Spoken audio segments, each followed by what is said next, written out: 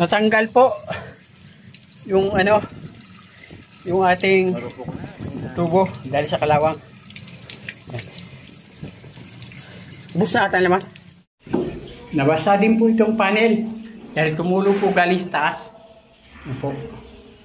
Mga kabayan, kakabsat, kasangkayan, nandito na naman ang inyong abang lingkod na si Juan Masipag na hindi tinatamag. Ngayon po, ang ibabahagi ko pong sa inyong kaalaman ay kung paano gagawin ang naputol na tubong ito. Yan po. Patanggalin po natin iyan, mga kabayan. Ang dalawang pong tangking ito po at ito po, dalawang po ang tangking ito.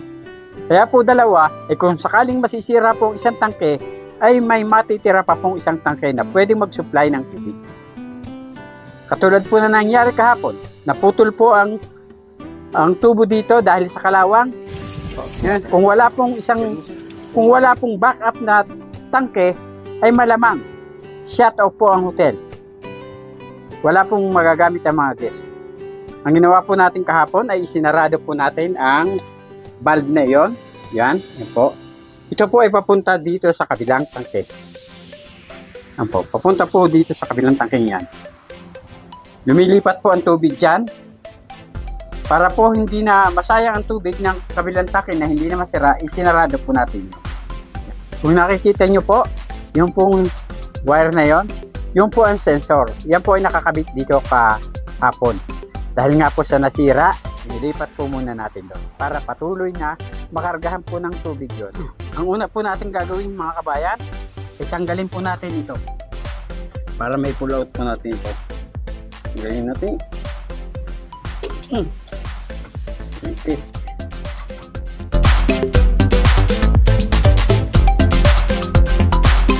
Patuloy po natin dito dahil wala po yung patente para po ma-pull out po natin ito.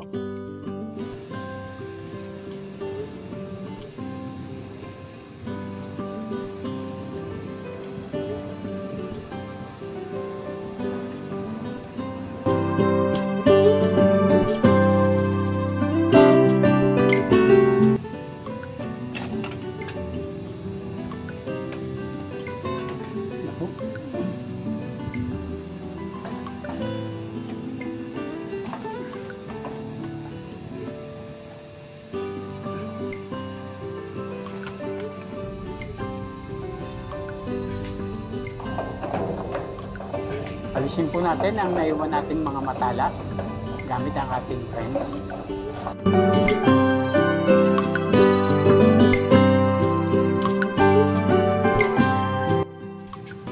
Yan po mga kabayan, tanggal na po ang mga matalas, pwede pong makasugat sa kamay.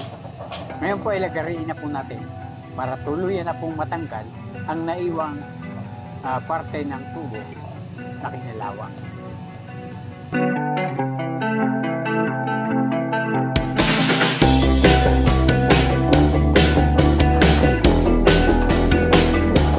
Po mga kabayan, nalis na po natin ang naiwang parte ng tubo. Mga kabayan, bibili muna po tayong pamalo dito at pakakalas na rin po natin ito. Pakakalas din po natin ito mga kabayan.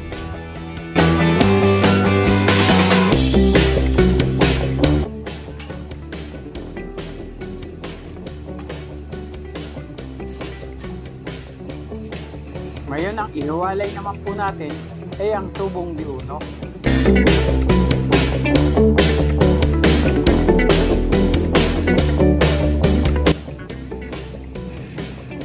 Yan po, tanggal na. Mga kabayan, ito lamang po ang dadalhin natin sa machine shop. Dadalhin po natin ito sa machine shop dahil mahihirapan po tayong tanggalin po ito. Mga kabayan, nandito na po tayo sa machine shop. Ngayon po ay nasimulan na po nila tanggalin ang naiwang musle. Gumagamit po sila ng acetylene po upang matanggal po ito.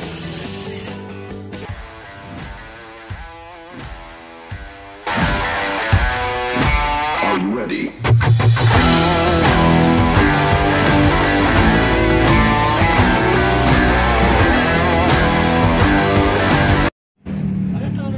pagkatapos po nilang initin ay binasa po nila ng tubig. Sa ganito daw pong paraan ay lalambot ito at madali nating maalis ang naiwang nipple. Luluwag na yun, sir. Kaya natin tayo, pag hindi pa lumuwag ko, kulang sa ano, yun eh. Wala na, babaga yan.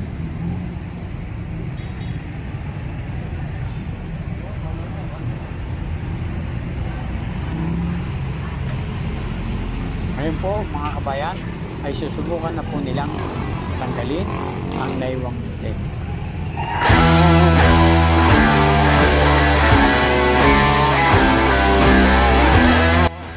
Yan po, maluwag na po. Yan po, natanggal na po natin ang naiwang nipple po.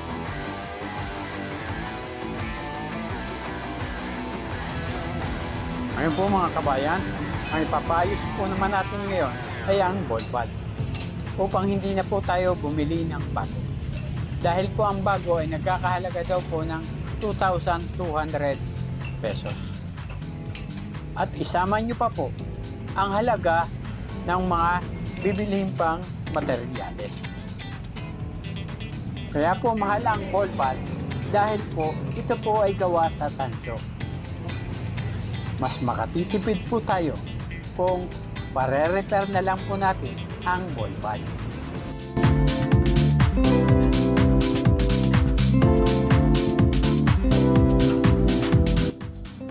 Sa buhay po natin sa mundong ito ay tanggapin po natin na may eksperto sa atin sa iba't ibang larangan.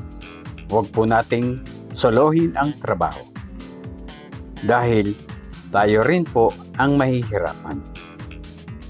Ipaubaya po natin sa eksperto sa ganitong larangan. Ngayon po mga kabayan, ay kabit na po natin ang ating materyales. Kabit na po natin ang ating ball valve. Nilagay na po natin ang ating nipple. Yung pong nasa gawing itaas po, yun ang ipinalit po natin sa bumigay na didos ng nipple. Ipitan po natin ito. Mga kabayan, gumamit po tayo ng 5 friends para mahigpitan po natin ang stroke.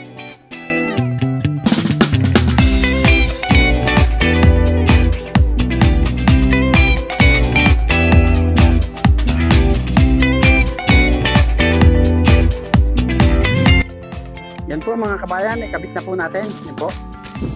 Mga kabayan, ang assemble naman po natin ngayon ay ang tubo para sa filter.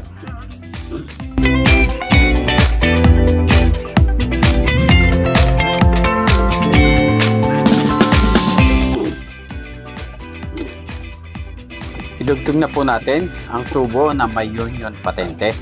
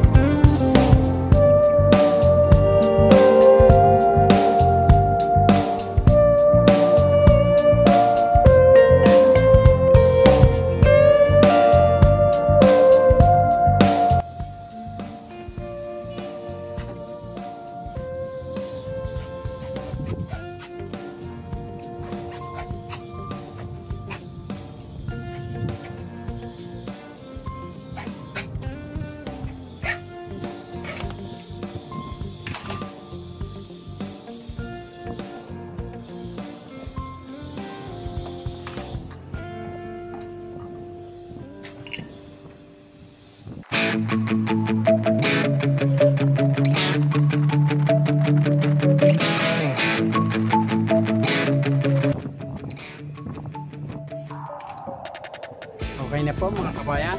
Po, okay na. Mga kabayan, natapos na po natin ang pag-aayos ng piping. Ngayon po ay lutuin po muna natin ng kahit po isang oras bago po natin buksan ang mga kita para testing yung milk. Makalipas ang 2 oras ng pagpapatuyo ng sol. Ngayon po ay bubuksan na po natin ang mga valve para matesting po natin kung may leak po ang mga tubong ating ikinabit. Buksan na po natin ang valve na ito para masupplyan na po ang kabilang tangke.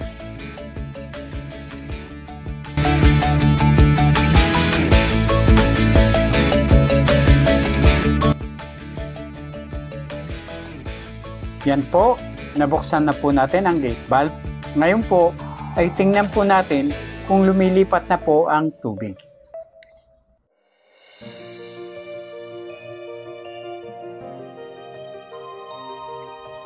Yan po, lumilipat na po ang tubig galing po sa kabilang tangke.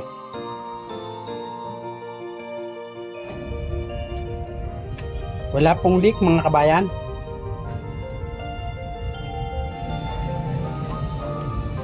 Mga kabayan, ka-upset kasangkayan. Mga kabayan, subukan na po nating paandarin ang ating filter.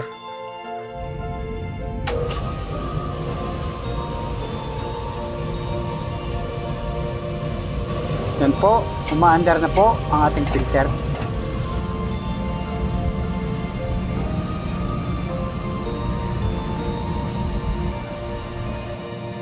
Ibalik na po natin ang ating sensor sa kabilang tangke sa dati po niyang kinalalagyan.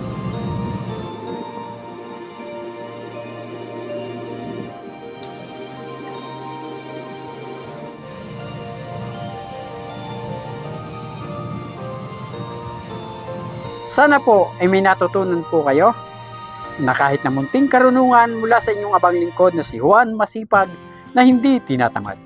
Ngayon po ay hinihiling ko po sa inyo na mag-subscribe, pindutin ang notification bell,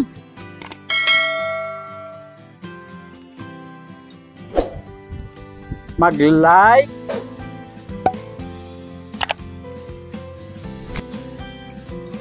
mag-comment,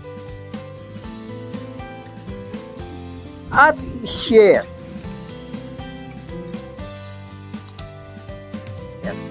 Upang maging updated po kayo para sa susunod ko pang i-upload ng mga video na kapaki-pakinabang, nakalilibang at kapupulutan ng mumunting kaalaman. Maraming salamat po sa inyong panonood. Hanggang sa muli. Bye-bye!